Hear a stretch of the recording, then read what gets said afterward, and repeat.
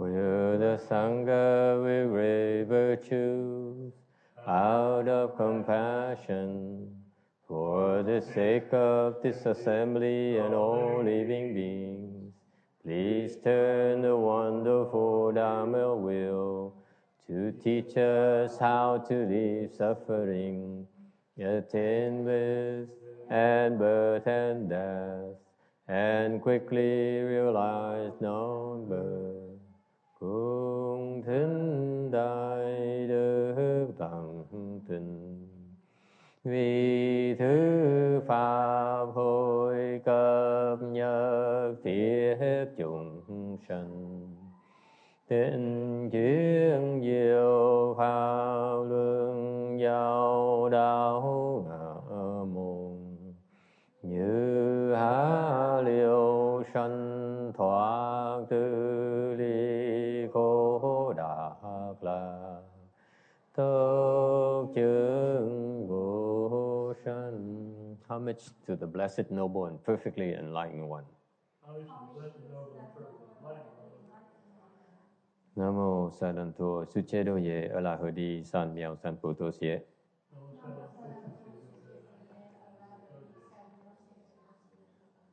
Nam mô Tát Rắc Tha Tô Già Đà Gia A La Ha Đế Tham Miệu Tam Bồ Đà Tọa.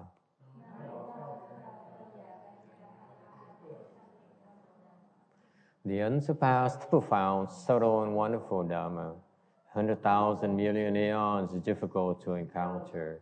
Now that I've come to receive and maintain it within my sight and hearing, I vow to fathom the thus come one's true and actual meaning. Wu shang sheng she wei miao fa bai jian wan jie nan zao yu wo jin jie wen de shou chi yuan jie ru lai zhe shi yi. All Buddhas and Bodhisattvas, Venerable Shenhua, Venerable Sanghas, and all good no advisors and Dharma friends, Amito Phật. Chư Phổ菩萨, Liu Sư Phụ Sang Rần,各位比丘，各位沙弥，各位沙弥尼，各位善知识，各位đạo友, Amito Phật. Chư Phật Bồ Tát, kính thưa Hòa Thượng Tiên Hóa, kính thưa quý thầy cô, quý vị thiện tri thức và đạo hữu, A Di Đà Phật.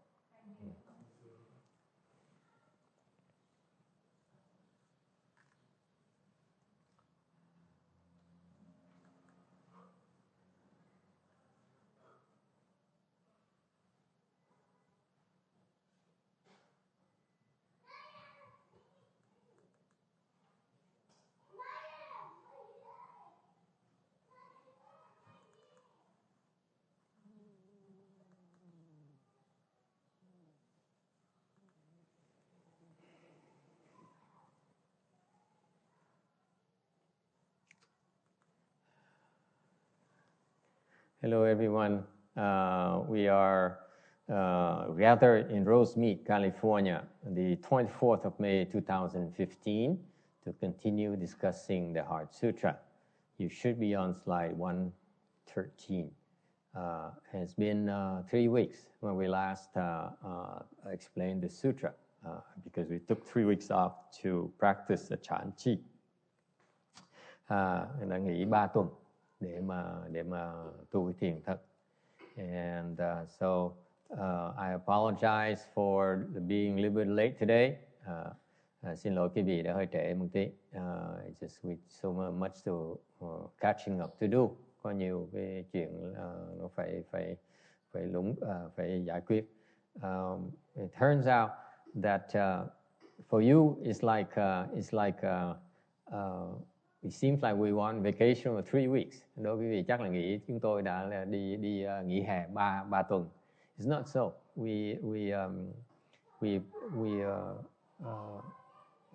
This is a very important time for us to practice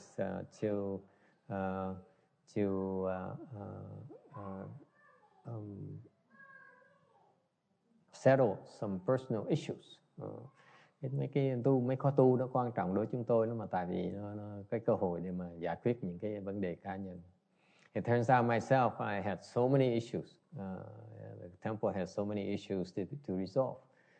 3 tuần rồi có nhiều vấn đề phải giải quyết dễ sợ. You will not imagine the kind of headaches we had to undergo. Many of us had to undergo. Nhiều người trong chùa này có nhiều cái vấn đề nó phức tạp dễ sợ. And it's the nature of the practice. Càng tu mà càng khá thì cái sự thử thách nó càng lớn lao. The more advanced you become, the bigger the challenge, the bigger the issues you need to resolve. And so I went through these issues myself. Thầy qua những cái thử thách này rồi. And I resolved them for myself only. Thầy chỉ giải quyết cho mình thôi. Now I have students and they're pupils who are going through these have to take these tests. Bây giờ đệ tử thầy phải qua những cái thử thách này. And I'm learning to myself personally because each person is different. Mỗi người cái thử thách nó đổi tí xíu. Okay, even though I understand the nature of these challenges. Mặc dù hiểu cái bản tính của cái thử thách này, it's still a lot of hard work. Vẫn là không phải là dễ dàng. Okay, and that's why in Mahayana, bởi vậy nó rất là thấm thía trong đại thừa chúng ta đó. In Mahayana, if you really want to practice to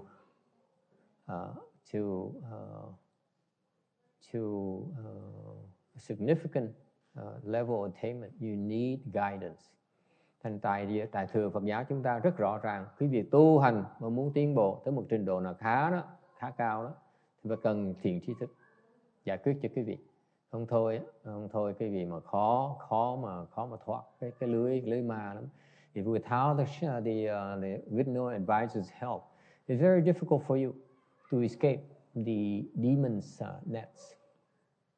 Okay, that's why a lot of people fail because when they are faced with a test, they don't know what to do.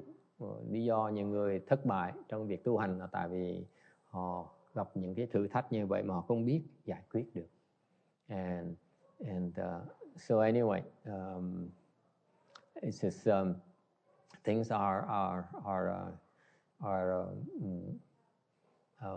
are getting challenging in so many fronts. Cái thử thách là nó có nhiều người thì cái thử thách nó càng khác nhau, nó càng nhiều cái sự phức tạp khác nhau. Anyway, any questions? Ai thắc mắc gì không? Okay. Just one word of advice. Khuyên cái việc một lời thôi. Just remember this. Okay. This is one of the first things I learned from my teacher. Đây là một những bài học đầu tiên mà thầy học với ân sư Ngài Tiên Hóa. He didn't teach me much. Ngài không dạy bao nhiêu. Okay. But one of the first things I learned, một cái bài học đầu tiên hết là you need a good known advisor. Phải cần cái vị thầy. Okay.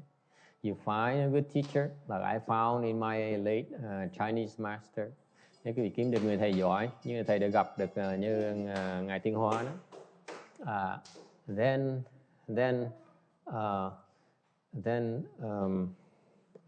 if you put your faith in your good known advisor, everything will be fine. Quý vị tìm được một người thiền tri thức mà đặt cái lòng tin cho ngài đó, thì như thầy đã đặt cái lòng tin với Ngài Tiên Hóa đó. Then thì mọi chuyện nó sẽ được giải quyết hết. Okay. All right. So cultivation is about finding the right good known advisor. Quý vị muốn tu đó, phải kiếm cái vị thiền tri thức cho đúng mà tu. Okay. It's a very difficult thing to do. Nó rất là khó. Because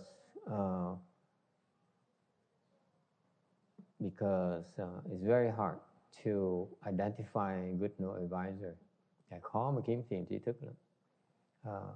You see, us Westerners are used to thinking that we're so special.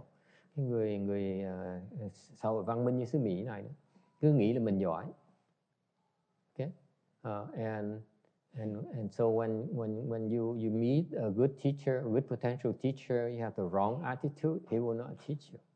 Quý vị gặp một người thầy giỏi mà cái thái độ nó sai lầm, không ai dạy quý vị đâu. I learned that lesson. It took me 4.5 years to learn it from. Because I used to be so arrogant. Lúc trước thầy ở Vàng Bạc Thành, thầy hơi ngạo một tí. To be honest with you, it's embarrassing to admit this. Thầy phải nói những cái chuyện này, kể lại cái kinh nghiệm đau thương của mình.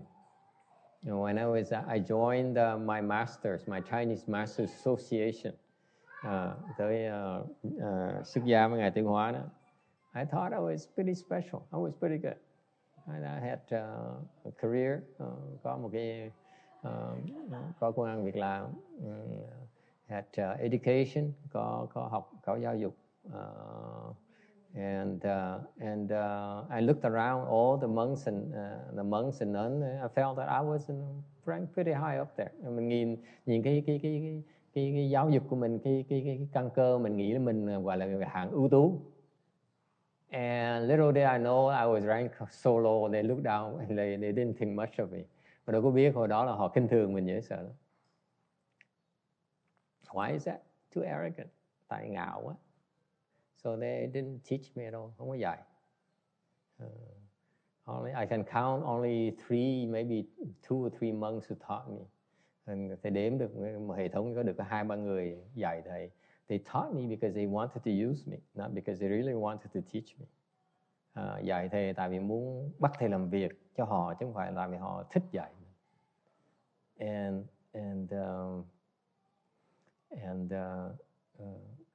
The transcendental cultivation is different from worldly acquisition of knowledge. Cái tu hành đó, nó khác cái sự học, cái học vấn. Okay? Worldly knowledge, you pay for it. Cái thế gian pháp đó, là quý vị có thể mua nó được.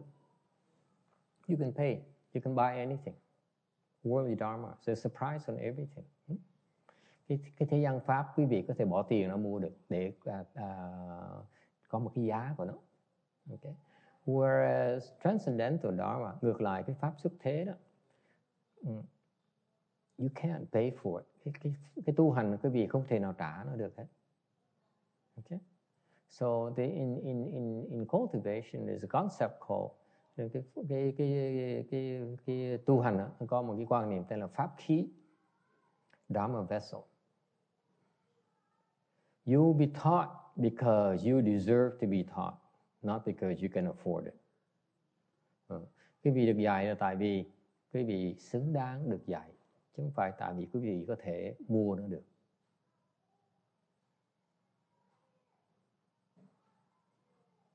Okay, so you are transmitted a dharma because you're worthy to receive transmission. Tại vì chẳng quý vị được truyền một cái pháp, là quý vị ông thầy nghĩ là quý vị có cái khả năng, có cái căn cơ để mà nhận được cái pháp đó. Okay. All right. Any questions? All right. 113. Before the context of this here, does that sister remember? The Heart Sutra says, form itself is the emptiness. Emptiness itself is form. Đang nói về phần sắc, tức thì không, không tức thì sắc. Okay. Basically, it's going through the 5 skandhas. This Heart Sutra here describes the process of the wonderful Buddhist Dharma called the 5 skandhas. Cái kinh tâm kinh này đó, nhiều người đọc mà không ai hiểu cái ý nghĩa thâm sâu của nó. Many people recite it, many Buddhist disciples recite it daily, and they fail to understand it, mà họ không hiểu được cái ý của nó. What is in this very short sutra is some very profound secret meanings. Trong cái tông kinh này mặc dù nó ngắn nhưng nó có nhiều cái hàm chứa rất nhiều cái giáo lý rất là thâm sâu. Nhất là đang bàn về cái pháp ngũ uẩn. In particular, it brings out the dharma of the five skandhas. Okay? The only way for us to attain liberation is to eliminate these five skandhas, work at these five skandhas. Cách duy nhất mà quý vị đắc được cái giải thoát là bằng cách giải quyết những cái ngũ uẩn này. The reason that the externalists, okay, hảo,小心，okay, hảo.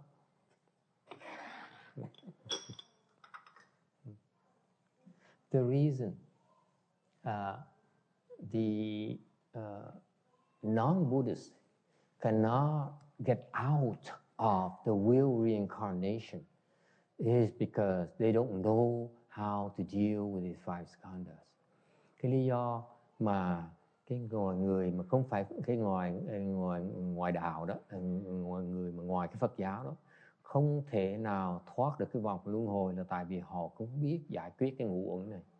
They have no clues on how to resolve the confusion created by these five skandhas. Cái người ngoài đạo đó, họ không có cái pháp nào, không có cái trí huệ để mà giải quyết cái ngũ uẩn này. So no matter what it is, no matter how wise they think they are, the wise they proclaim to be, thành ra bên ngoài đạo họ có nhiều Phật tử, they may have a lot of disciples, they may have a lot of money, họ có thể nhiều Phật tử, nhiều tiền, nhiều danh nhiều tiếng, they're very famous, but they have no real means to get out of the will reincarnation. Họ không cách nào thoát được cái vòng luân hồi. Only us Buddhists have the technology to do it. That technology is called the five skandhas. Phật giáo chúng ta có một cái phương pháp để mà thoát được cái vòng luân hồi này. Cái phương pháp đó gọi là cái pháp ngũ uẩn. And this is what this Heart Sutra is talking about. Cái pháp ngũ uẩn là cái pháp mà cái tâm kinh này đang nói đó. Okay?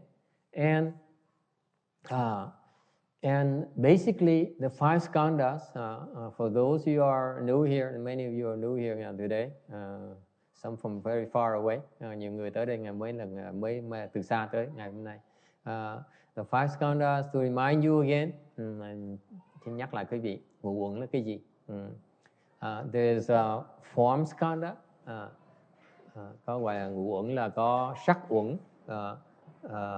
the feeling skandha, the thought skandha, the activity skandha, and the consciousness skandha. Skandha is meaning it's a pile. You know, uẩn tức là nó từng cái đống. Okay, so it piles on top of each other. Nó chồng chất lên nhau over many lifetimes. Nó chồng chất với nhau trong kiếp này cũng như từng kiếp trước luôn nè. So the nature of the confusion we have because of the five skandha is so intricate, it's very difficult to see. Thành cái ngũ uẩn nó chồng chất từ đời kiếp rồi, thành rất khó mà thấy, rất khó mà giải quyết.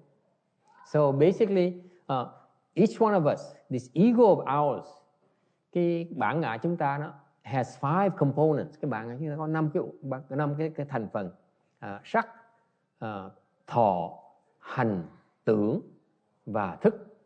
So the five components of the ego are the form, meaning the body. Sắc là cái thân. So far so good.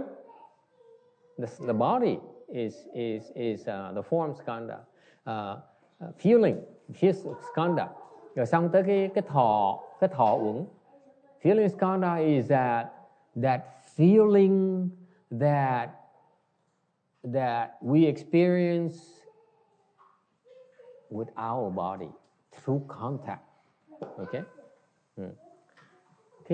Cái cảm thọ, cái xúc thọ là khi mà quý vị đùng một cái mình tiếp xúc một cái việc gì đó, một cái cảnh giới nào đó, thì nó tạo một cái cảm xúc trong người chúng ta.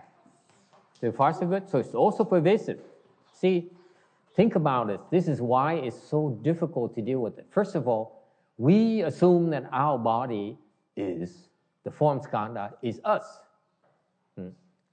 Nhắc quý vị cho nghe biết là cái bản ngã chúng ta nó rất khó hiểu, khó mà giải quyết. Là tại sao? Tại cái thân này chúng ta nghĩ là của chúng ta. Okay? We pamper it, we revere it, we worship it. Okay? Because we're so attached to this form body, thinking is us. Mình cái nghĩ thân mình là cái thân này là chúng ta. Okay? That's an illusion. Okay? The feeling that we experience is also another illusion. Okay? On top of this form skandha, được cái cảm xúc đó, là một cái cảm giác đó, là một cái lớp khác nữa của cái sự vô minh vì cái sự hiện diện của cái thân này. And once you have feelings, then you give rise to thoughts. Một khi quý vị có cảm giác thì quý vị bắt đầu suy nghĩ. It feels good. Okay? You think about it. Mình nghĩ là mình thích nó. Oh, I hate it. Mình không thích nó. I need to avoid it. I don't want it to happen to me again. Mình không muốn nó cảm giác nó như vậy trong tương lai nữa. So you keep on thinking about these things. So that's the third component. Thành ra cái phần thứ ba là cái suy nghĩ. Okay? Number 4, thứ tư, the fourth skandha is activity skandha. Cái thứ tư là cái hành. Okay? That is these undercurrent, these thoughts. Okay? Hành là những cái tư tưởng nó vi tế hơn là cái tư tưởng thường của quý vị. When you think about, okay, when you reason, your reasoning is a thought. Cái cách suy luận của quý vị là một cái tưởng. Okay? But a much more refined form of mental activity is the fourth skandha. Rồi cái hành là cái uẩn thứ tư mà rất là vi tế hơn. And finally, even more refined is a consciousness. Và cuối cùng cái uẩn thứ năm là cái thức của quý vị nó còn vi tế hơn nữa. So far so good. Any questions? Ai thắc mắc gì không?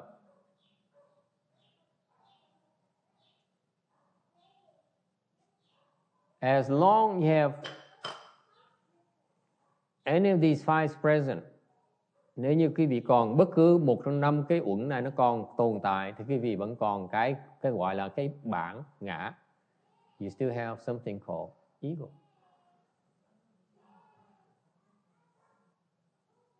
Any questions? Ai thắc mắc gì không? If you understand it, then you should be enlightened already.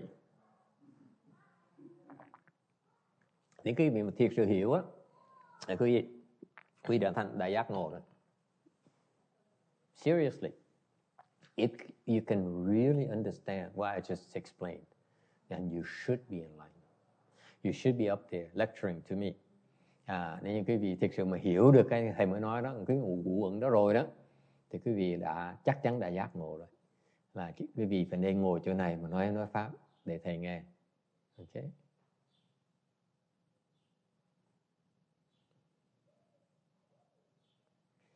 And the Buddha explained these five skandhas. Đức Phật dạy 5 cái uẩn này to document to you how difficult it is, how complicated your ego is, the structure of your ego.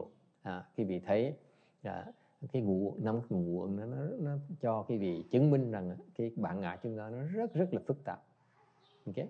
And therefore the Buddha has a way to undo all this. Đức Phật mới có cái phương pháp để mà gỡ những cái con rối này. The five skandhas, by the way, are likened to five knots. Thành cái ngũ uẩn á, cái sắc, thọ, tưởng, hành, thức này là giống như 5 cái guốc dây. We have 5 knots. Okay? And these 5 skandhas are the 5 knots, one on top of the other. Một cái uẩn là một cái guốc đầu tiên, uẩn thứ nhì, guốc thứ nhì nó cột lên trên đó, nó cột vào. Thành ra, therefore it's very hard to undo all 5. Therefore there must be a methodology to undo the 5 skandhas. Phải có cái phương pháp để mà gỡ cái uẩn này. It turns out one of my students, previous students, thì ra có một cái người học trò thầy lúc trước, he got into the first skandha region, cái cầu đó vào cái uẩn đầu tiên hết. He failed miserably, and he's done. Cái uẩn đầu tiên này mà gặp cái sắc uẩn không, giải quyết không được. He could not resolve the form skandha. He failed.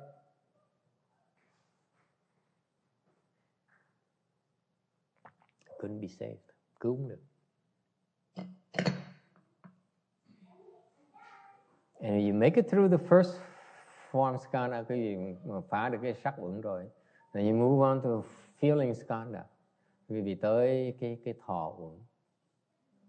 It's even more difficult. Cái thọ uẩn nó còn khó hơn nữa.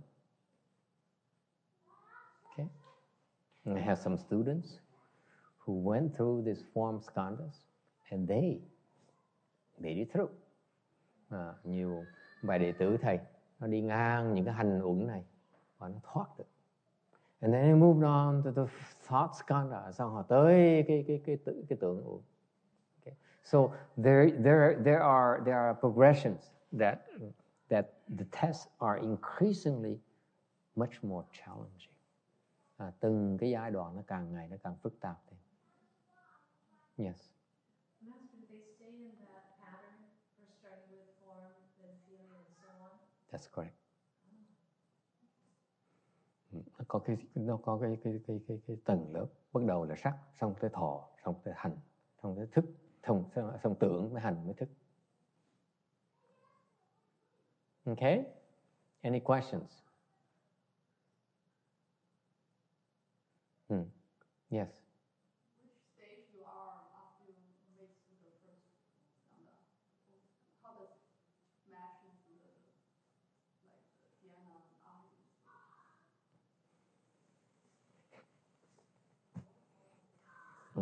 Câu hỏi là cái trình độ của cái ngũ uẩn với là mấy cái thiền định nó sao? Does anyone know what happened to all my Left disciples? Mấy ông thầy, mấy cô biến mất đâu hết rồi. Mistress, the Chinese mistress. She's sleeping.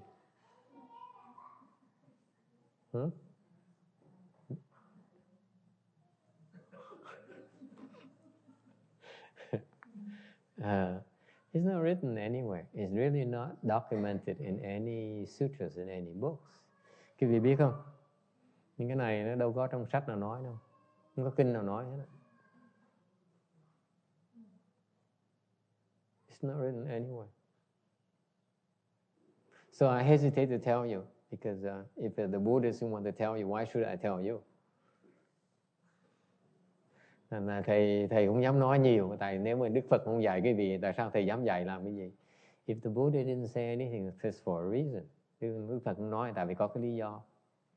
In fact, I can give you a general answer. Thầy nói cho quý vị biết khi đại khái, trả lời đại khái. Just give you a general answer. Okay? You need to practice like the Buddhists, like the non-Buddhists have to practice, progress through 8 samadhis. Muốn tu, bất cứ Phật giáo là không hay là ngoại đạo đều phải đi qua cái 8 cái định đầu tiên. Okay? You all have to progress through the 8 samadhis. And after 8 samadhis, that's where the non-Buddhists get stuck. Sau khi tới cái bát định rồi thì ngoại đạo nó bị kẹt. Okay. For example, I keep on making fun of it in a good natured way. Thầy nói hoài một cách vui chơi thôi. You know, I keep telling my students, you want to meet an 8-level samadhi person. Thầy nói là ai muốn gặp một cái vị bát định đó, all you have to do is go to a Hindu temple in India. Chỉ tới qua Ấn Độ, viếng thăm một cái chùa Ấn Độ giáo. You find them sitting with the head, you know, with the hair, make a bundle on the head like that. Mấy ông đó là ngồi cuốn tóc lên đầu á. Okay, on the walkway. They sit there and as if they're not even there. Mấy ông nó ngồi đó, mấy cái ngài đó ngồi đó mà giống như không có ngồi đó luôn, ngồi đó mà không biết ông ở đâu nè. They are 8-level samadhi. Ấy đó là bát định đó. And to us, they're lost because they don't know what else to do, because they don't have any way of going beyond that.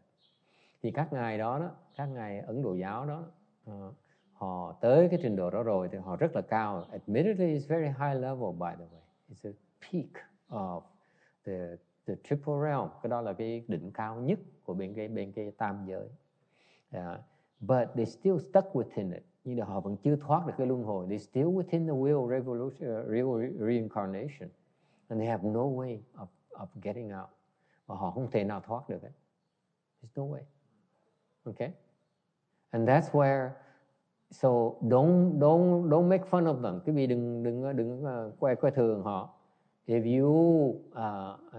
you can be as good as the 8-level samadhi, is very impressive. Quý vị mà tu được bát định cũng phải là chuyện, không phải là dễ đâu, rất là hiếm có.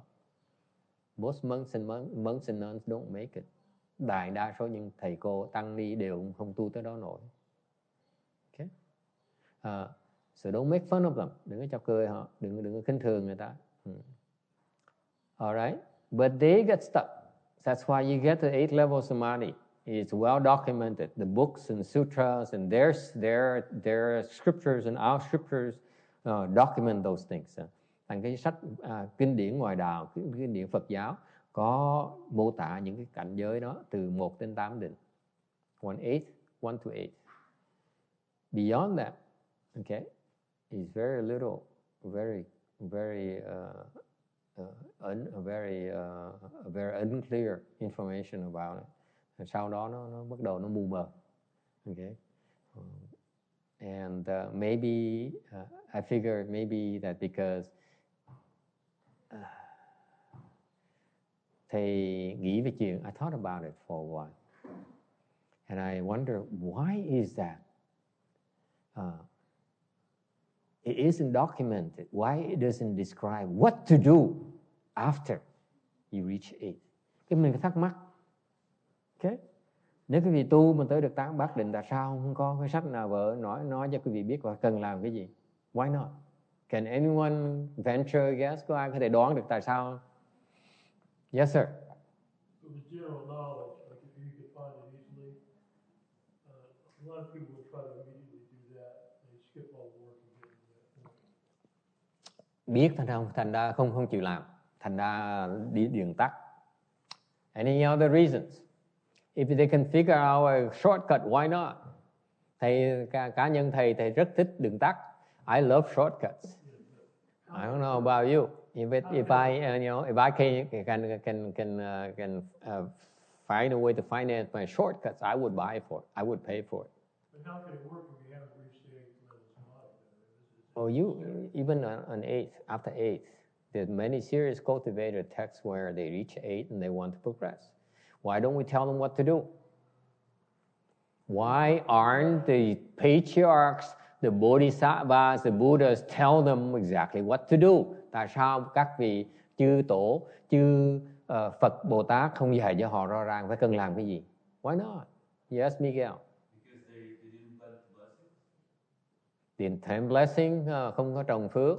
Okay, that's one reason. Yes. They're not. What he means is that I don't believe that Miguel quite understand what he's talking about. But in the word he uses is proper, but his thinking, his understanding of his words are improper. So that's why I have to accept it. Right? Okay, give him credit. The benefit of the doubt. What he means is that you need to plant the blessings to really want to get out. Most you worldly people never take that seriously. You are busy making money. You're busy getting famous. You're busy getting married. You're busy, all those things, those worldly pursuits. You don't spend time thinking about getting out. That's why you never planted enough blessings to be able to get out when you get to that stage. Is that what you mean, Miguel? Thank you very much. See? Beginner's luck. Quý vị thấy không? Tại sao này? Như cái bà cụ 80 tuổi, 100 tuổi sau kia nè. Bà trước giờ cái đời lo sinh nhai. Quý vị ta lo kiếm chồng, nuôi con. Người lo xây dựng cuộc đời. Okay? When you get older, now the husband says, "You're too old now. I don't want you anymore. I want a younger woman." Okay? That's life. So you invest all your life pursuing things that by the time you reach that level, you never prepared for you to cross it, to break through. You never prepared. That's the nature of ignorance. Tại vì không chịu chuẩn bị để mà đắc giải thoát, thành ra không trồng cái chủng tử để mà thoát. Thành ra lúc mà tới đó không có đủ phước mà thoát. Lúc tới đó là hết sức rồi, chỉ còn rớt xuống lại thôi. All you can do is fall down, that's it. Okay? So Miguel's answer is very profound. That's a Portuguese answer, by the way. We are very international assembly. Cái mặc dầu cái lớp mình nó nhỏ, rất là nhỏ, nhưng đều nó rất là quốc tế. Một người một nước, one person from each country. That's about all we can handle. So you understand? Is it clear? Because we never emphasize getting out. We're too worried about staying inside. Mình cứ đam mê chạy theo cái bóng, mình không chịu tính cái chuyện giải thoát. Okay? Yes. Can you elaborate?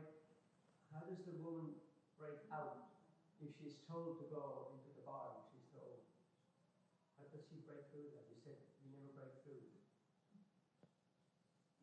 Because you never planted the blessings to break through. You never really wanted that badly to break through. You devote most of your time and resources on conquering the present. Okay? What you know. And you don't know the importance. You never put the emphasis on the importance of breaking through. Of this vicious cycle of reincarnation. Tại vì chúng ta ai cũng là chú trọng tới cái cuộc sống ngày hôm nay hiện tại, thành ra không hiểu cái tầm quan trọng của cái giải thoát, phải thoát ra cái vòng luân hồi. Yes, when they get as old as this 90-year-old and 98-year-old woman here, lúc mà 90 tuổi, 100 tuổi rồi, then they worry, bắt đầu lo sợ. You know, they said, my goodness, I spent my entire life. I've known love. I've known brokenheartedness. I have all the ups and downs in life. Now I'm old. I have no way of getting out now. Khi mà quý vị thấy họ, bởi vì you consider yourself so lucky. Quý vị rất là may mắn to see be in the presence of these old and desperate ladies. Thì gặp những cái người bà già mà còn chừng 100 tuổi nữa rồi, when you get to be 100-year-old, and I'm exaggerating a little bit. Thầy méo mó tí, thầy hơi quá lố tí. Because you know, my point is well taken. Because these people will be so happy to reach 100 years. Oh, okay. Mấy cái bà này mà tới 100 tuổi là mừng hết lớn á, nhưng mà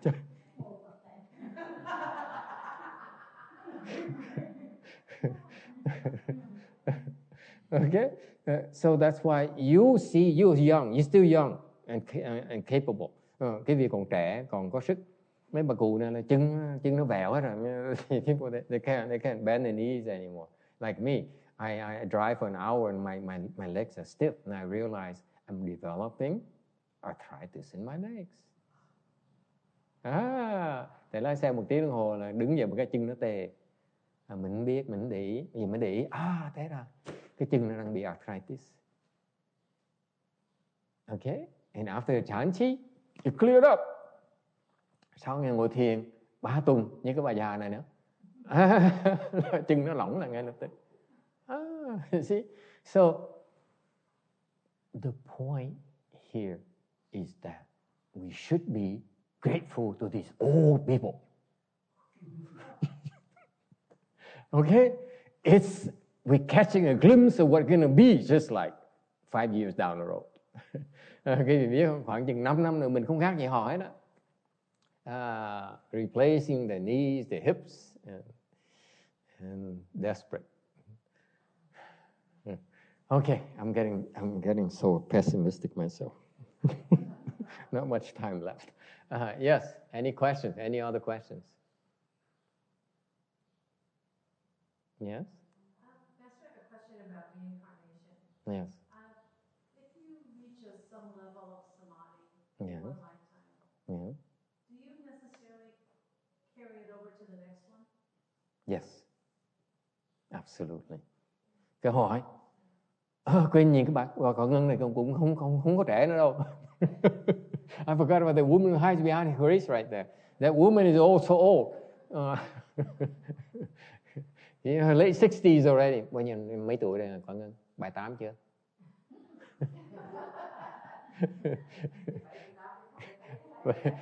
Bài 8 đợi chân tay nó run rồi.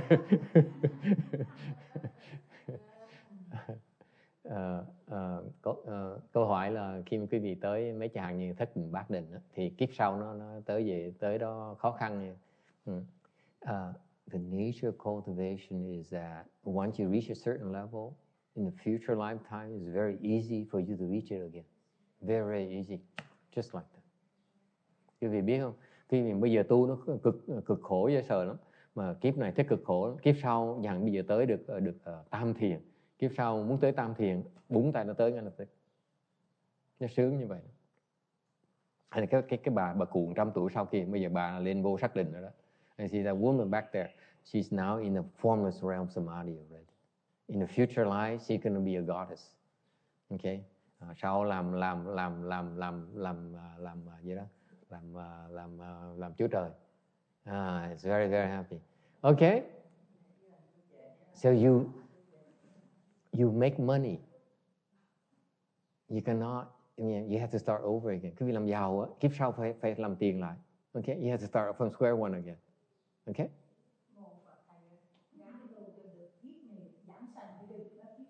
You see, she says she's so desperate that every time she comes to my lecture, cái bà già này, mỗi lần bà tới cái lớp nghe giảng kinh của thầy, bà chỉ mỗi lần giơ tay nói thầy coi những muôn nhân sanh, coi muôn nhân sanh, coi muôn nhân sanh. She raises her arm. I want to go to the Pure Land. I want to go to the Pure Land. Please remember that. It's not for her. It's reminding me.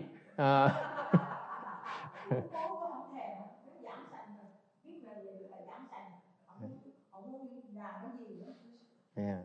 She said, let me interpret for you. She's speaking Vietnamese, and many of you don't understand Vietnamese. And let me interpret that for you. And I will interpret in Vietnamese for them as well, because this woman, she speaks in code. Interpretation. She says, I have a lot of money. So I'm very happy in my fortune. Now I have my fortune. The next thing I want is my fortune and rebirth. That's the code. Cái bà cụ ý bà như vậy, thấy cái mặt bà sướng như sao? Bà cụ nói là con thành công, mặc dù cuộc đời nó khổ nhưng đều thành công rồi, ha? Có vui vẻ, có vàng, có bạc đầy đủ trong cái nệm hết. My mattress has stuff with gold and $100 bills, you know, and very safe. Okay, but what I really want is that in addition to rebirth of the Pure Land. Oh yeah. Why would you want to give it away?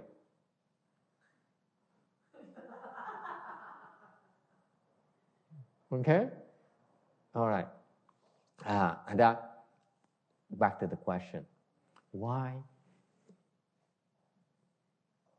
don't we teach you what to do after 8? Tại sao chúng tôi không dạy quý vị cần làm gì sau tới bát định? 8, by the way, for you, those you who don't understand, 8 is the top of the world. It's the highest level of attainment that you can achieve. Bát định là cái trình độ cao nhất trong cái thế gian này mà quý vị có thể đạt được.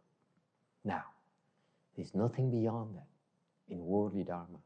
Ngoài cái thế gian pháp này, không có cách nào mà thoát được hết.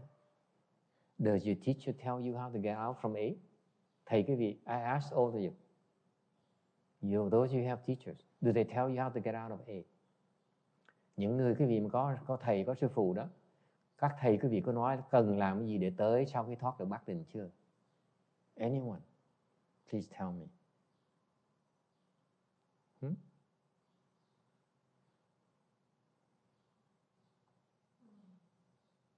It's not written anywhere. Không có sách nào có hết. No books. Why not? Tại sao như vậy?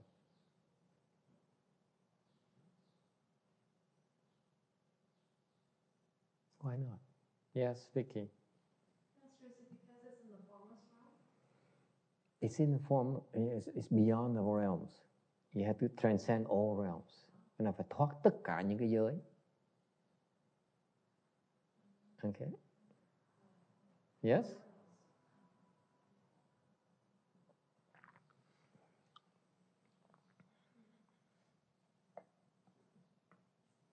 Anyone? Yes. Because it's different for each person? Yes and no. See, these beginners, they're so lucky. You know? It's not quite wrong, but it's right. Mấy cái người mà nói dùng chữ nó không biết ý nghĩa của chữ nữa, dùng đúng chữ đúng. Okay, it's correct, but it's not quite the way you understand. Again. Yes, anyone else? Hả? Nhập Lạc có muốn kể chuyện gì không? Ruler, do you have any story to tell us? Yeah? Yes, of course.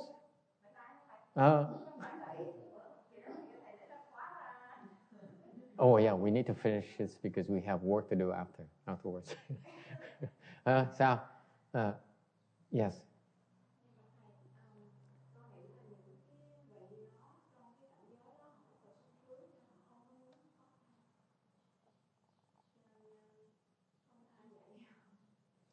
Không phải sung sướng đâu, mà nếu họ biết cách thoát họ đã nói rồi.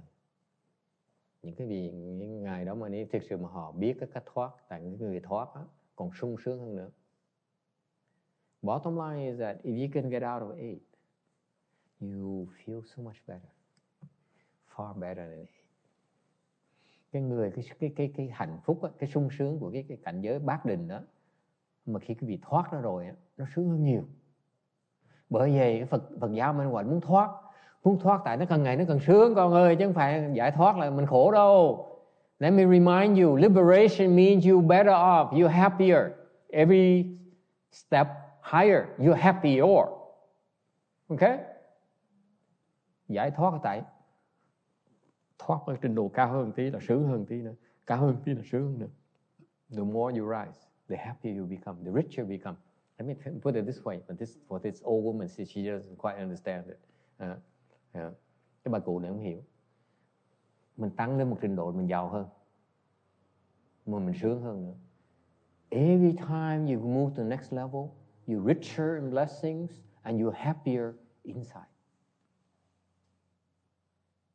That's what Kim Dean doesn't understand. She's perfectly happy. I'm happy to be here. Phải không con rất là hạnh phúc. You see, you cannot deny Kim being happy, but she fails to understand is that she could be happier.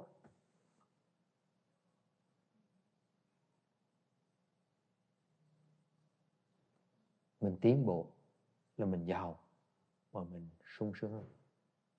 This is why we Buddhists advocate improving. Bởi vì Phật giáo chúng ta đó là khuyến khích quý vị tiến bộ. Tại tiến bộ là sung sướng hơn nhiều. Don't get stuck. It's not worth getting stuck. You're missing out. Any questions? Ai thắc mắc gì không? Yes.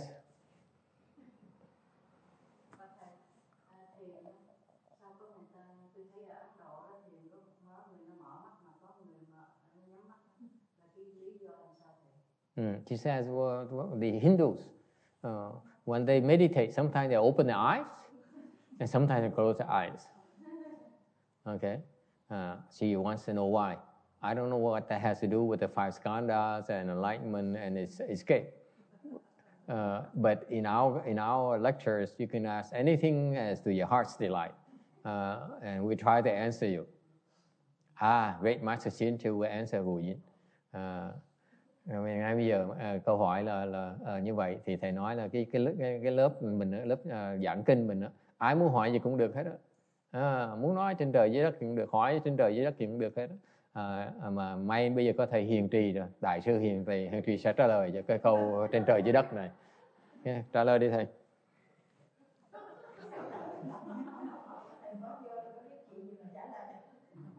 Thì trả lời gì cũng là câu hỏi trên trời dưới đất, mình trả lời, nói chuyện trên trời dưới đất nữa trả hỏi tôi. He said, well, he just walked in. What does he know? I said, it's n'importe quoi question. We say n'importe quoi. See? Doesn't bother him. There's no even answering. Cái câu này cũng ghê dễ sợ không? Không biết mình cần trả lời cũng nói, cũng mở miệng nói như thường.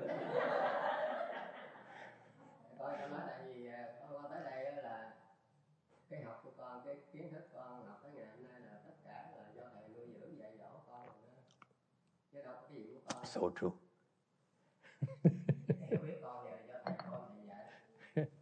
He says, ever since he came to the temple, his knowledge is fed by me. I say, so true. Okay, tại sao lúc mở mắt, lúc nhắm mắt? Okay, so the question is, why is it the Hindus, sometimes they meditate, they open their eyes, and sometimes they close their eyes? Okay. Because they're Indians. What else? Tại họ là người Ấn Độ. Cười. Kệ người ta hỏi nó vô duyên lãng xẹt. Người ta mở mắt, người ta giác ngộ thì mình mừng cho người ta. Người ta nhắm mắt, người ta buồn ngủ thì mình cũng mừng cho người ta. What are you talking about?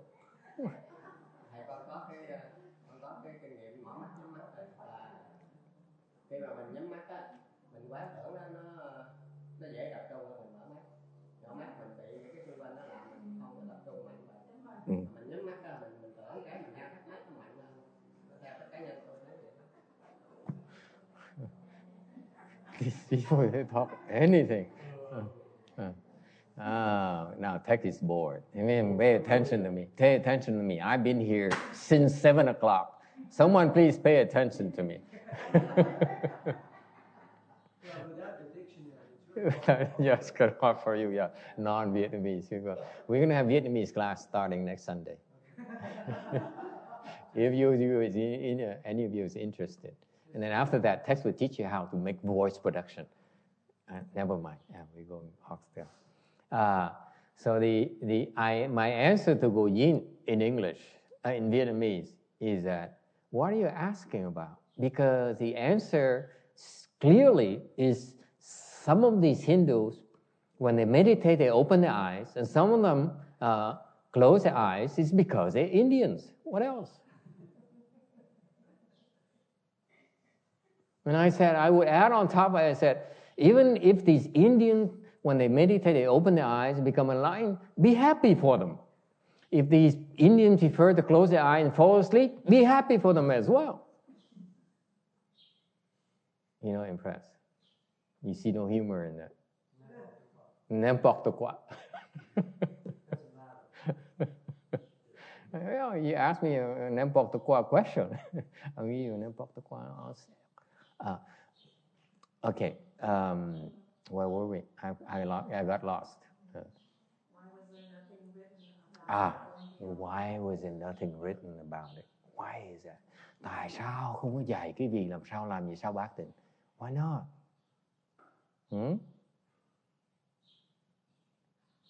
Yes.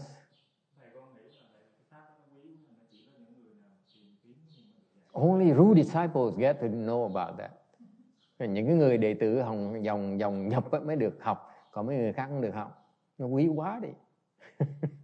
Only the true disciples get to know about this Dharma.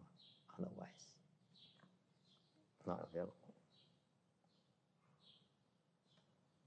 Turns out not all true disciples get to learn it. Anyway, I will have to give you the answer because I'm running out of time. Sắp hết giờ rồi. Okay, anh phải trả lời cho quý vị. There are many reasons, có nhiều lý do về sợ. I just mentioned a few important ones for your sake. Có rất nhiều lý do rất là quan trọng tại sao mà quý vị lúc đó có như vậy. Để thầy nói một vài cái thôi. You can name some reasons like we talked about, like they never really asked for it.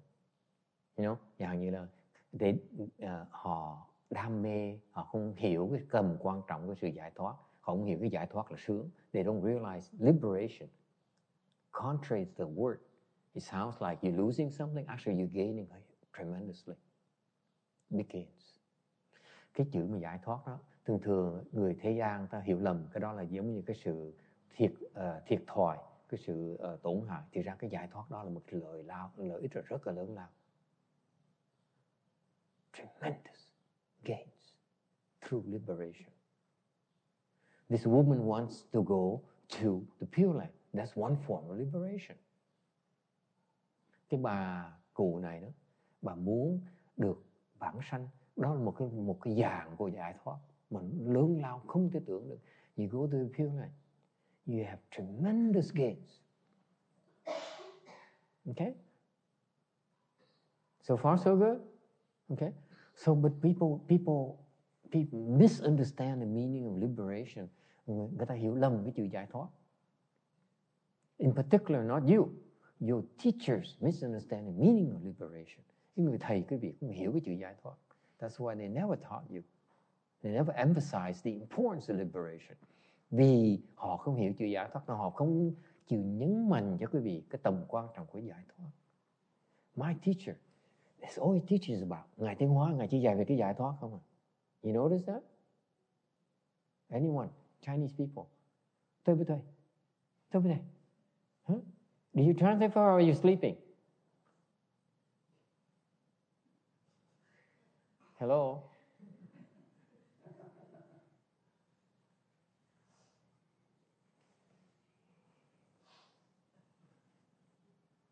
Does she understand? 你听得懂吗？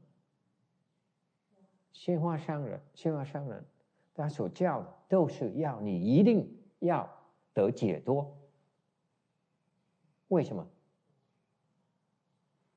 得解脱的时，你会得到很大的利益，最大的利益。是为什么？懂了吗？ Okay? And that's why my master, he stresses liberation. Cái Ngài Tiến Hóa, Ngài chỉ dạy về cái giải thoát thôi. You know that? You notice your teachers, sir, your Japanese teachers. You're Japanese, right? Oh. You're Korean. Your Korean teachers.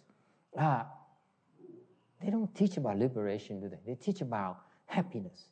They talk about gains. They talk about fame. They talk about, the small gains. Liberation is the bigger gains, biggest of them all.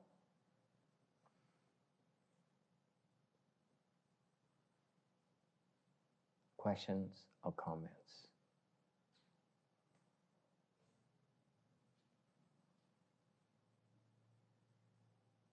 Okay. So anyway, there is, but let me just explain to you one of the few reasons, and I need to explain to you because it's for this, not only your sake, but the people in the future's sake, the future listeners' sake. Thầy giảng cái lý do này tại vì câu hỏi rất là hay. It's a very good question, a very smart question, and I need to explain it to you for your sake and for the future. Về cái giảng cho quý vị, cho trong người tương lai.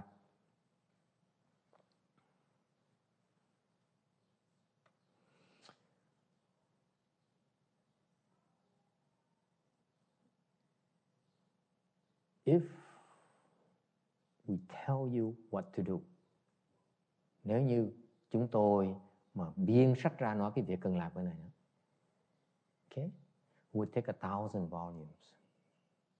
Phải cần ít nhất 1.000 cuốn sách. Maybe 10,000 volumes. Vậy thì phải cần 10.000 cuốn sách. In some cases, like Indian's case, 100,000 volumes. Cô Kim Điền mà cần 100.000 cuốn sách giảng mới xong. Tại it depends how complicated your mind is. The more complicated, the longer it takes to explain it to you. Okay? That's the first reason. Đó là lý do thứ nhất. Nó phức tạp quá đây. Muốn mô tả một cách tường tận, nó tốn nhiều thời giờ quá. It takes too long to cover all the bases. It just takes too long. Okay? So far so good? Nó phức tạp quá, không thể nào mà diễn tả hết, nó tường tận cho quý vị nghe được hết. So it is much better, vì vậy, tốt hơn hết đó, that we give you individual instruction, dạy từng người đó. Okay? For you, it's money. Okay? Một cái người này là dạy về tiền. Okay? For you, it's knowledge. Người này thích về cái cái tri thức. Okay? For you, it's emotion. Cái người này là cái tình cảm. Okay? So far so good. This person is fame. Cái người này là phải đi con đường danh vọng. This person needs to go through the fame door to break through. Okay? This person is cultivation. Người này phải tu. Okay? As a monk, tu con đường làm người thầy tu. This person is to the door of a mother. Cái người này phải dùng con đường của người mẹ. You get my drift? See how complicated it is? It has so many variations. Nó có biến chuyển nó nhiều quá đây. Không thể nào mô tả hết tất cả được hết. Is it clear? Ai thắc mắc gì không? It has to be individual instruction. Mỗi người nó mỗi khác. Phải dạy từng người một cái hoàn cảnh như vậy. Plus it changes with time. Older people are different. Younger people are different. Người già, bố lão nó khác người trẻ. Okay? Women different from gentlemen.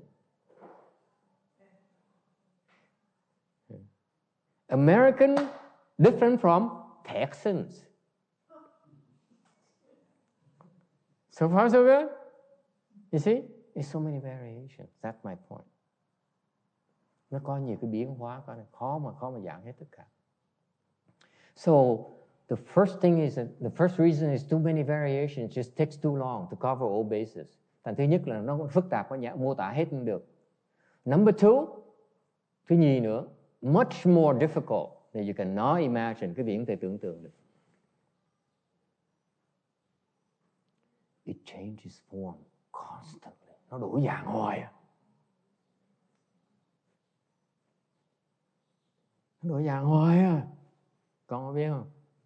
Cái chỗ con bây giờ nó đổi dạng hoài, ngồi đó hoài, con nhìn không ra đâu. So for example, his stage right now, it has so many variations that he cannot recognize it. Ông thầy này nhìn không ra được những cái dạng đó. And you can spend, many lifetimes sitting there and not be able to figure it out. Bao nhiêu kiếp mà nhìn cũng không ra hết nổi đâu. Nó đổi hoài à. It changes all the time.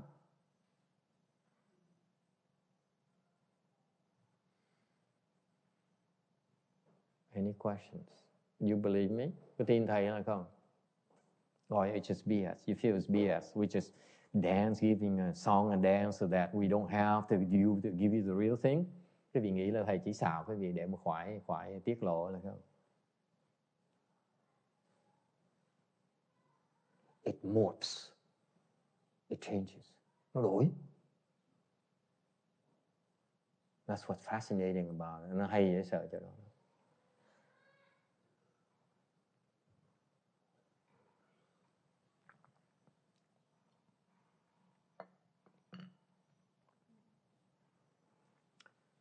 But there is a way to overcome it. Để vẫn có cái cách để mà vượt qua nó được.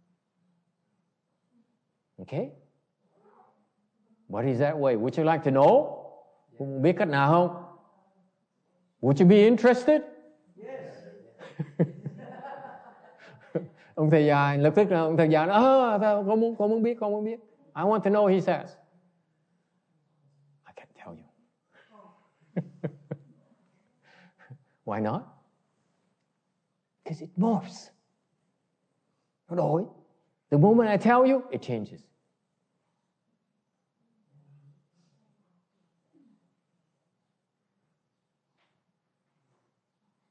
So you can tell one who's stuck and one who's not stuck. Thành thấy cái người mà bị kẹt á, nó ở đó, cái người chưa kẹt nó thoát được, nó ở chỗ khác. It's fascinating. Cái tu nó vui, nó thú vậy, bị sợ. Fascinating cultivation.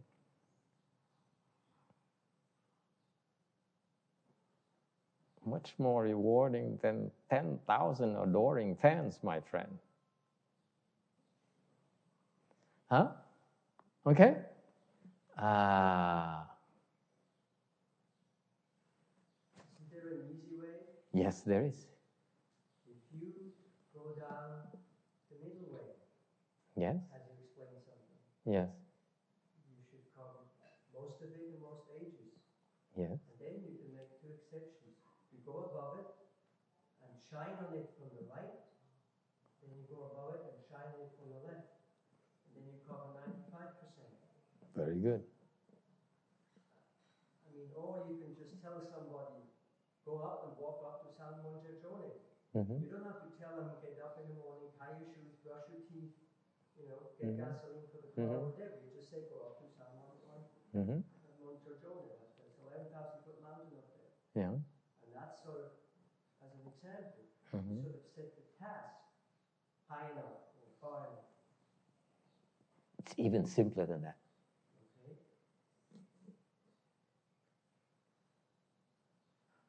But we can't say it in public. It has to be You can't. two people. That's it. Only two people know. Only between two. It's only two people. Not the third person is not supposed to listen to it. Because the third person doesn't apply to the third person. You understand? Sometimes. It's misleading to the third person. If the third person hears about it, says, I want to tell you what to do to escape, right? To attain liberation. He's going to listen and he says, wow, I can do the same. He won't be able to do it. Then he's going to turn around and say, you misled me. You tricked me. You cheated me. And I've been coming to your temple all these years. I've been so nice to you. And you betray me. You're unfair to me. Quý vị biết không? Cái lời dạy này á, chỉ có giữa thầy với người học trò có hai người thôi, không thể nào để tam nhân nghe được. Cái người không, tại sao không cho người để tam nhân nghe được? Cái người để tam nhân nghe nó không hiểu. Thứ nhất, thứ nhì nó hiểu lầm.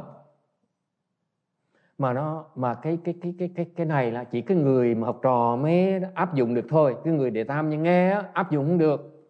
Tại người để tam nhân nghe á, nó bắt đầu nó than phiền nó tại sao thầy á dạy cái người này tôi như vậy, dạy người này mà thầy không dạy tôi ở chùa thầy đã 10 năm rồi, ok, mà thầy bỏ bê tôi, thầy khinh thường tôi, thầy giúp mấy người khác mà thầy không chịu giúp tôi. Mỗi người nó mỗi khác. Như khi mình giúp là bắt nó đợi, đừng giúp là bắt nó đợi mới giúp nó, mới lúc nó chín mùi mới dạy nó được, hiểu không? So, are you saying the middle path requires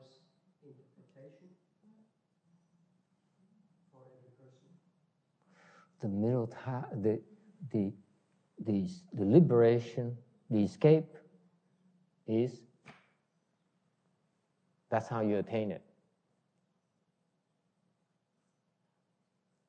It's instantaneous.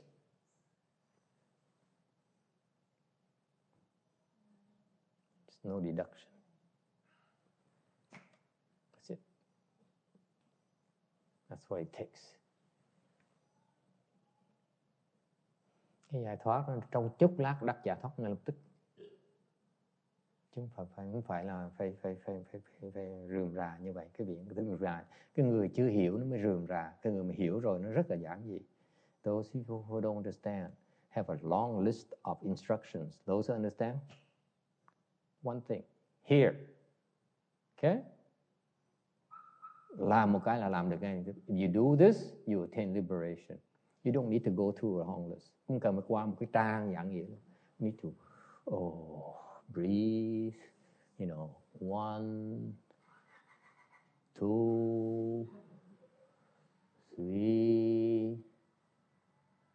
Không, giải thoát không được. It doesn't work like that. Giải thoát là một thôi là xong. That's why it's so easy. Nó dễ lắm. And yet it's not easy. Nhưng thì thực ra nó không dễ. It's timing. Đúng cái thời gian mới làm được. You need to prepare for it. Mình chuẩn bị cho nó. Just like when you cook rice. Mình nấu cơm vậy đó. Right? You go through the entire process and all of a sudden, at that moment, rice is cooked. And if you overcook it, it's no good. Timing is everything. Okay? And by the way, it's not the way you think. You do this, no. It takes preparation. It may take longer than you think. Maybe quicker than you think. For example, why is that in the Buddha's time, he met his disciples, okay? And he said a few words, and they become enlightened. They attain liberation just like that. Why do you think? Because those instructions are designed to liberate these boys and girls. Not for you, not for me. That's why I read it. I repeated it to you. I repeated these wonderful women. And these old women, they don't work. Does it make sense? That's proof right there. Cái gì không? Biết không? Nó phức tạp mà thực ra cũng dễ lắm. Tại ăn thua là mình biết cái sự khéo léo, mà đúng lúc một cái là giải thoát ngay lập tức. Còn không thì nó không có hiệu nghiệm. Bởi vì trong khi mà Phật xuất thế đó, Phật dạy đệ tử của Phật đó, nói một cái vài câu người ta giác ngộ ngay lập tức. Thầy đọc những câu như vậy nó đâu có giác ngộ được đâu. Cái thầy nhắc lại những câu như vậy quý vị đâu có giác ngộ được đâu. Tại mỗi người nó mỗi khác. See? That instruction the Buddha gave to his 5 disciples is for a class of disciples only, not for everyone. Các vị 5 cái ngũ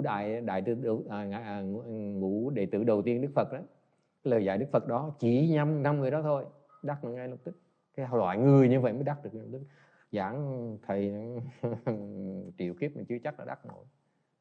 Okay, you explain to me, it's going to take at least a million more lifetimes. Questions? Does it answer your question? Mom? Yeah. Aren't you the short one who asks questions? Yeah. There you go. Are you satisfied or you still want more? Okay, meaning what? It's too much? Next time I shorten it. Any other question? Ai thắc mắc gì khác không?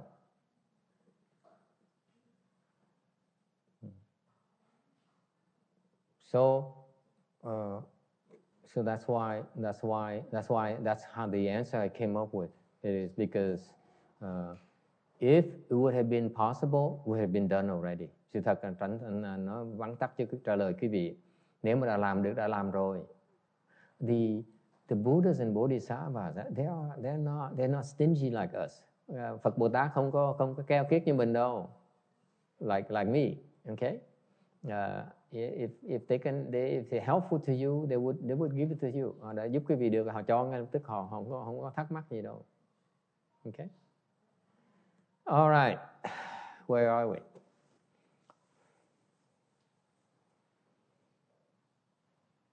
So in order to break through these 5 skandhas, quý vị muốn phá qua cái ngũ uẩn này thì quý vị thấy nó là không.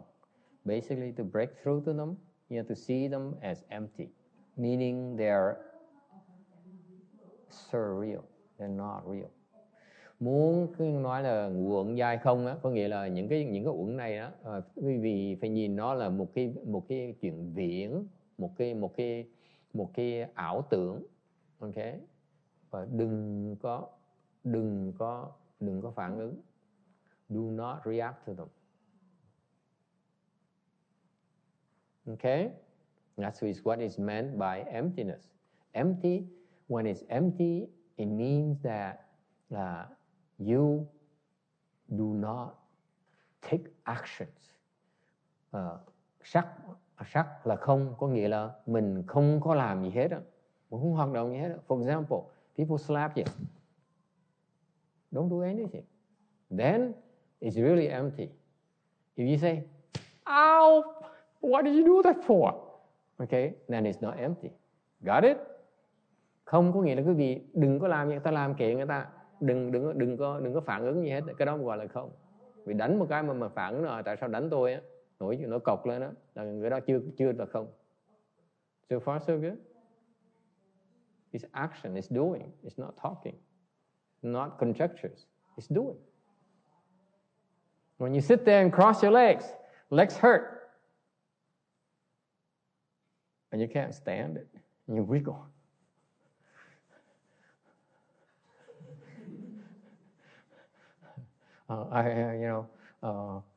I watch people during the last 3 weeks. They quan sát với một số người, cái 3 thiền thất vừa rồi. When the legs hurt, you can tell.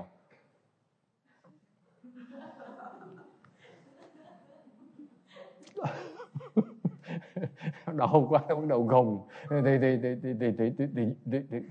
tense up.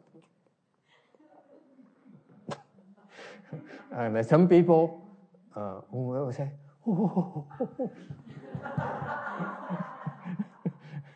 I mean, it's so entertaining sitting up here. People don't realize I can see them all. Mà họ có ngờ trong bóng đêm mà I can tell even it's very dark. Okay, if you have such a rich reaction to the pain, mấy người đau chân tới cười dễ sợ lắm. The only person that really weird, có một cái người mà duy nhất mà rất là kỳ cục. Okay, when it hurts, có một cái bà đó mỗi lần mà đau là bà ngủ gật. Why is that? Because she would not do anything until she passed out. Cái bà già này lạ lắm. Nó đau chừng nào bà ngồi yên chừng đấy. Bà ngồi yên nó độ bà ngất, bà bất tỉnh luôn, bắt đầu ngáy. Okay, all right. So that's why if you are able to not be attached to your body so much, là cái vì nếu mà không đừng chấp vào cái thân này quá. Don't pamper it too much. Bớt nuông chiều nó. Don't seek pleasant feelings. Đừng có tham cầu những cái cảm giác nó sung sướng. Don't think too much. Đừng có suy nghĩ nhiều quá. Đừng có tính toán. Don't think this is like Kim Điền. This is right. This is wrong. This is fair. This is unfair. Đừng có nghĩ là cái này đúng, cái này sai, cái này là công bằng, cái này không công bằng. Okay, it's called thinking. Anyone does that? Có ai làm như vậy không? See, only Kim Điền and myself know what we're talking about. Okay. Always thinking, suy nghĩ nhiều quá đây. Okay, phân biệt. This is by the way, this is in Buddhism is called the discriminating mind. Phật giáo gọi là Ngài Tuyên Hóa dạy cái này gọi là cái tâm phân biệt. That's what he's talking about. Ngài Tuyên Hóa nói là bơ cái tâm phân biệt. My master, my late Chinese master, he's telling everyone, cứ nói why you listen to his lectures, discriminate less, to stop discriminating mind, cứ bớt cái tâm phân biệt, cứ bớt suy nghĩ một tí đó. Okay. And for years I couldn't understand it. Biết bao nhiêu năm thầy nghe hoài không hiểu gì hết. Because we are always analyzing. Like Heinz, he says, this is advantageous, this is not advantageous. This is logical, this is Heinz, especially Heinz has a weakness. It's logical, it's illogical. Am I correct, sir? To some degree. 99% degree. The other time is when his wife speaks, then, yes, honey. You are right. Okay? That's what it is. We have this mental attachment, these prejudices. Chúng ta đã ai cũng có nhiều cái thành kiến. It has to be fair. Ask Go Yin. She disappeared already. Cái bà ngu gật rồi phải không? I knew it. She couldn't take this. All she wants to know what the Indians do, and that's it. Bà nó tới nghe là giảng rồi hỏi thử là người Ấn Độ tại sao nó mở mắt, nó nhắm mắt. Xong rồi nghe xong là vui vẻ bỏ chạy đến ngay lập tức. Khổ dễ sợ. For 5 years now. Dạy 5 năm biết tới đâu vậy.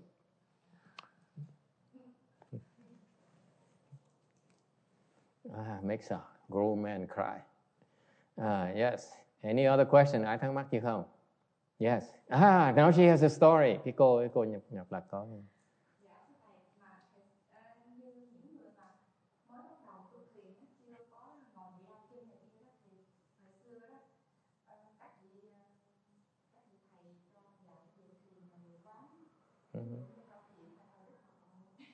Có câu chuyện hả? She has a story, especially for those people who get started in meditation and cannot stand the leg pains. Yes. There's a story behind that they was taught to help them cope with it. Yes.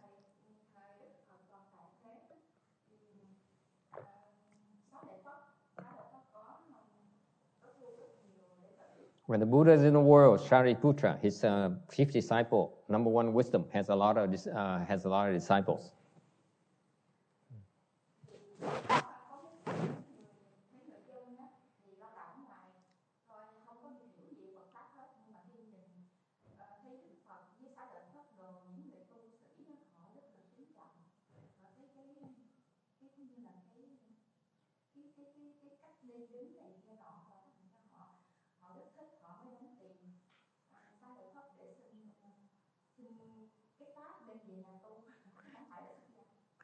So a lot of externalists observe Shariputra, very impressed with his awesome comportment. So they would come to seek instructions from him so that they can go home and practice instead of being monks.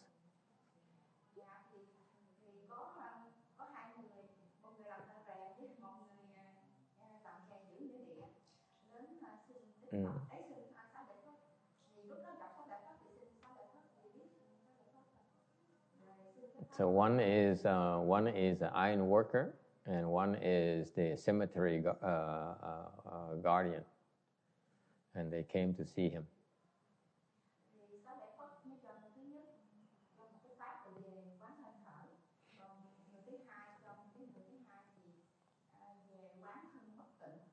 And so Shariputra taught the iron worker to contemplate the body is impure, and he taught the cemetery worker to contemplate the breathing, count its breath.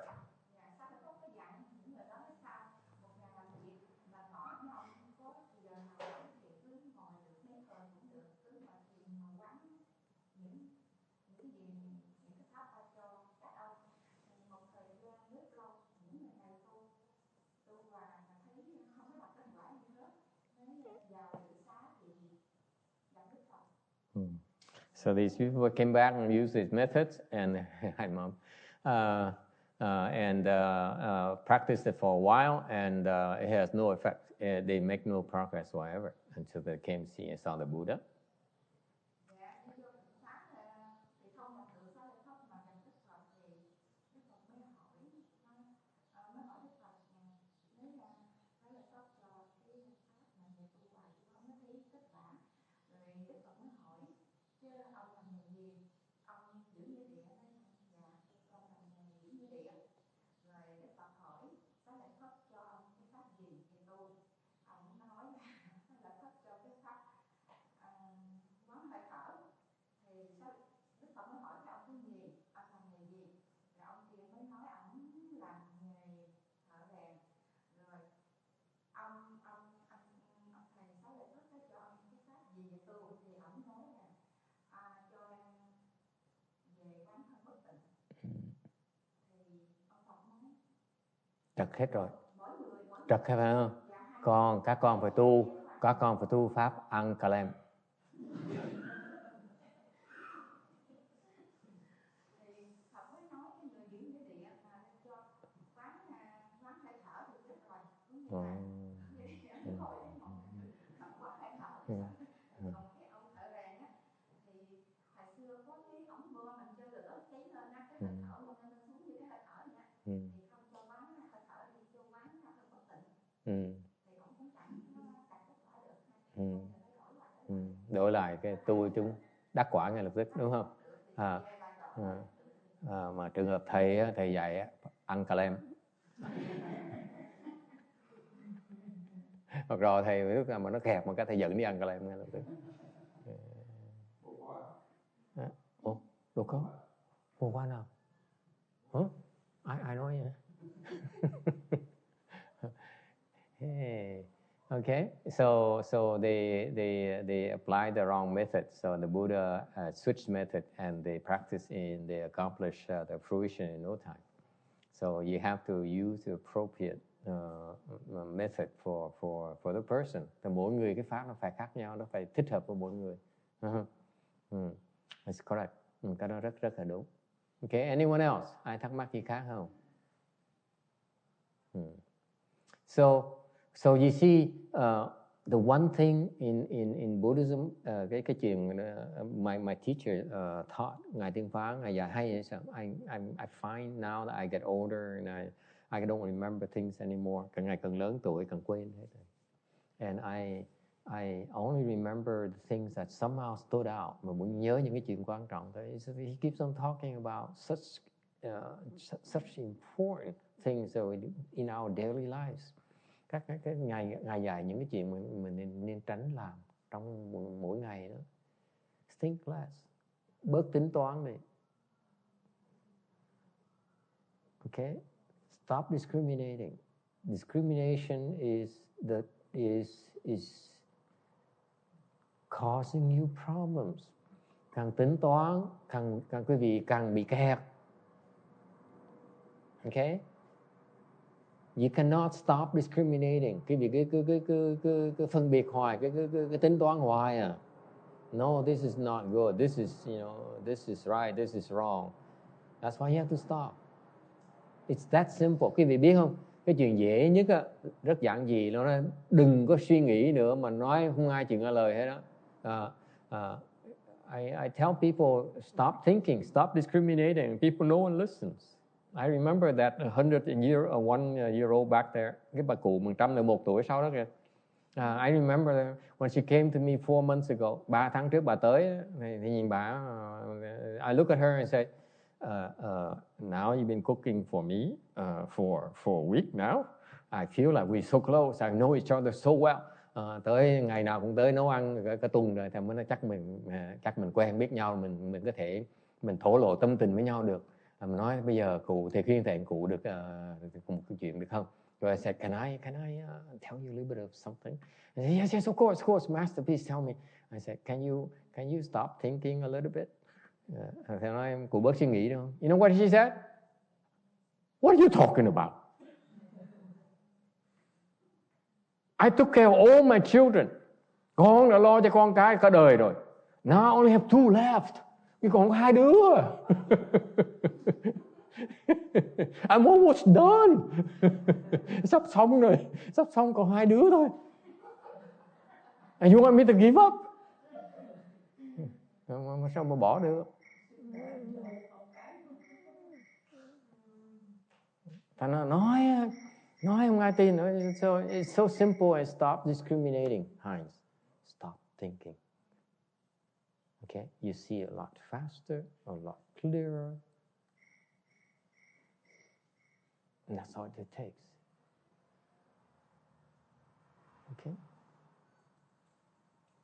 You cultivate. There's this concept where the death of a thought. Thì người tu hành phải hiểu cái quan niệm này nè. Cái chết của một cái tư tưởng. Anyone know what it means? Có ai biết cái nghĩa cái đó là cái gì không? Bà cụ 102 tuổi, có biết cái đó là gì không? 102-year-old woman. Bà cụ có biết cái đó là gì không? Các ngài được lên chức. Yes? Hả? Cái chết của cái tư tưởng. The death of a thought. What does it mean? Those of you who have gray hair like me. Except I shave it today. Những người mà tóc bạc như thầy đó. Có hiểu cái tư tưởng, cái chết của cái tư tưởng là cái gì không? Yes, sir. It disappears? No. Nó biến mất, không có. It dies. It has to die. Nó phải chết. Yes. What? What?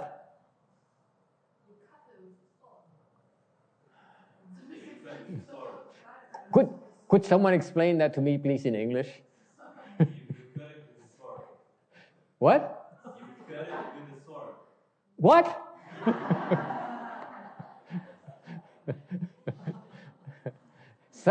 Some American, please explain that to me. Now Tex is unhappy. Oh my God, he's making fun of Americans too.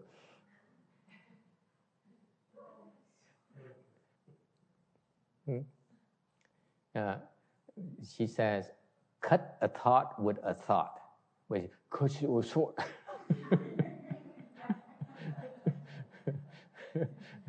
Am I supposed to understand it? Oh my God. She works for Google, by the way. Go figure. How you get in there, by the way? I try to get into Google and I look at all the things they do to people during the interview, so I won't make it. Yes.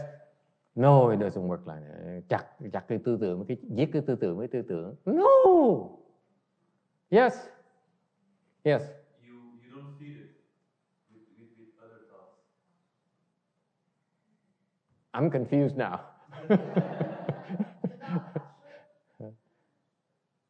No.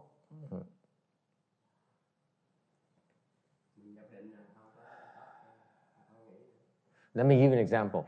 It's too complicated to explain to you. I know. Look at your face, and I don't have enough time to explain this to you. It would take 1,000 volumes. Phải muốn giảng cái này phải tốn 1,000 cuốn sách mới biên mới xong.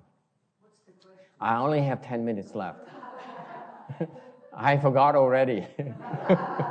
Doesn't matter. Like this man here. Doesn't matter. I tell you what. Let me tell you what I think. These Vietnamese, they're too creative. They don't know what the question is. He answers anyway. You notice that? He's become such a great teacher. Yeah. What is the concept of the death of a thought? Please, my English is not that bad. Accent is not that bad. Come on. You can't make your teacher expect me to take it. That's what I said.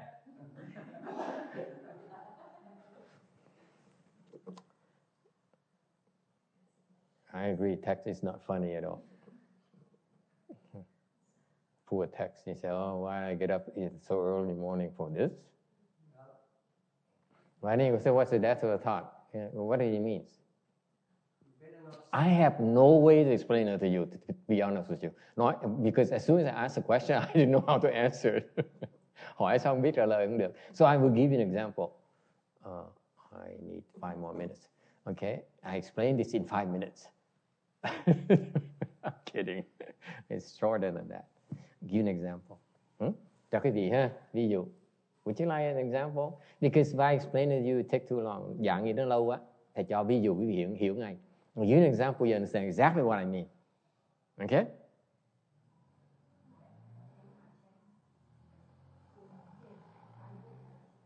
Okay? Did anyone ever have a craving for a Big Mac? Có ai thèm ăn McDonald's hamburger không? Giơ tay coi. Am I the only one?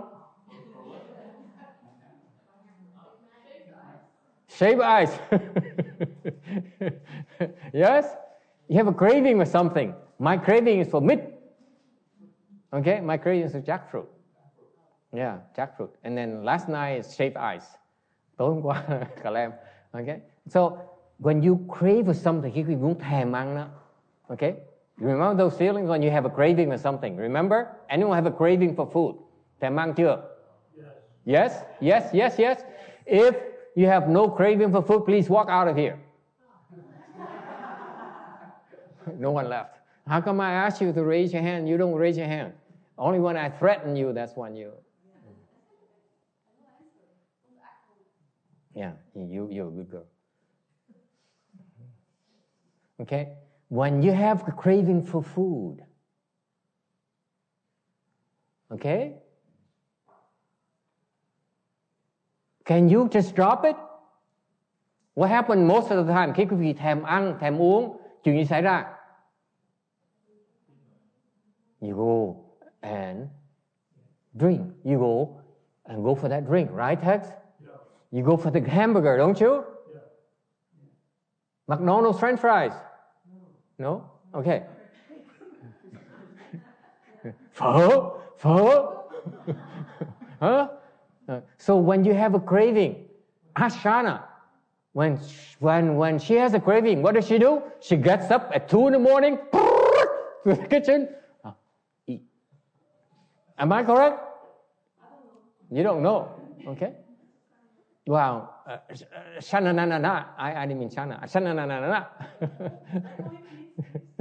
Okay. So when you have a craving, most of the time the craving doesn't die until you satisfy it, right? Am I correct? Có đúng không? Khi quý vị thèm ăn, thèm uống, phải cần ăn, phải cần uống mới là hết thèm, đúng không? Đúng không? Is that true? Yes. Not for Mr. Switzerland. He's weird. Okay, so again, sir, my dharma applies to all these except you. Okay, okay, thành cái này chỉ có không có hiệu quả với ông này. So that's what the death of a thought means. Đó là cái ý nghĩa của cái chết của cái tư tưởng. Once you have a thought, you have to do it until it dies. You have to complete. You have to do it before the thought can die. That's what it means. Or you let it go. Hmm? Or you let it go. Or you let it go. Okay? But for mortals like me, I have to do it. I have to go to McDonald's. I go to 302, class 302, have some shaved ice before it dies. Because if I can convince myself, I can drop it. But you know, in the back of my mind, sir, I said, not quite.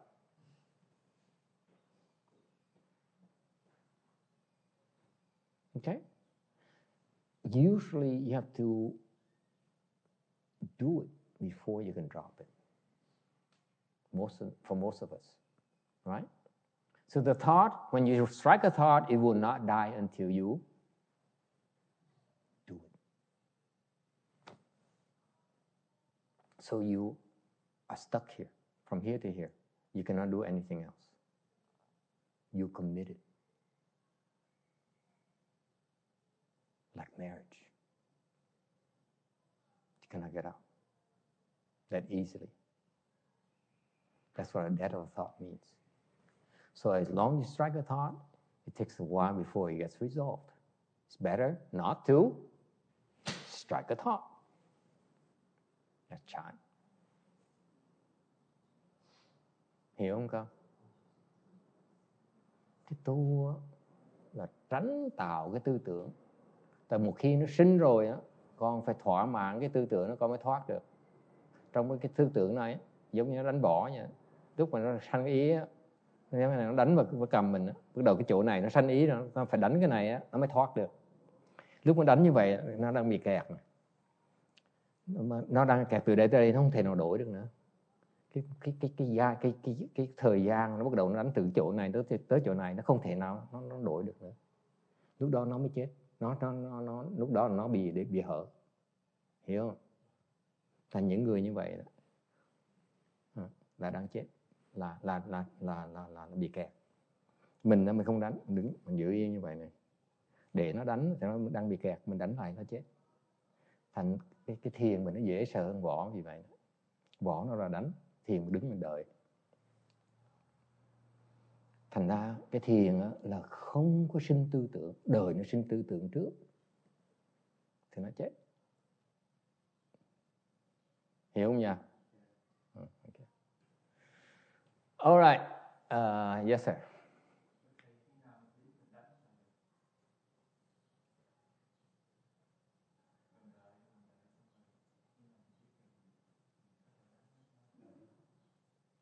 Mình giỏi hơn mình không đánh, để cho nó đánh mình. Đánh nó làm cái